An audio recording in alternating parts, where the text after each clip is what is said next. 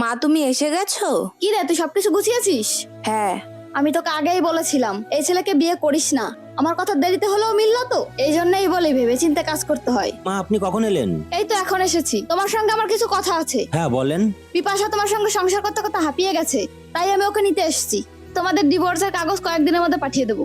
ও, এই কারণে আপনি এত সকাল সকাল চলে এসেছেন? হ্যাঁ। ঠিক আছে, নিয়ে যান আপনি আপনার মেয়েকে। যে মানুষটা আমার কাছে থাকা না থাকা সমান, সেই মানুষটা থেকে কি করবে? মানে কি বলতে চাইছো তুমি? সেটা তো আপনিই বললেন মা। আপনার মেয়ে আমার সঙ্গে থাকতে থাকতে হাঁপিয়ে উঠেছে। আপনি ওকে জিজ্ঞেস করে দেখেন তো, বিয়ের পরে একদিনও 12টার আগে ঘুম থেকে উঠছে কিনা। আর রান্না করা তো দূরে থাক, একদিনও রান্নাঘরে গিয়ে উকি মেরে দেখেছে কিনা। তো আমার মেয়ে কি করবে? সেটাই তো কথা, আপনার মেয়ে কি করবে? মা, প্রতিদিন সকালে আমি 6টার সময় ঘুম থেকে উঠি, আর সকালে ঘুম থেকে উঠে সকালের খাবারটা আমারই তৈরি করতে হয়। আর অফিসে যাওয়ার আগে দুপুরের খাবারটাও আমার রান্না করে যেতে হয়।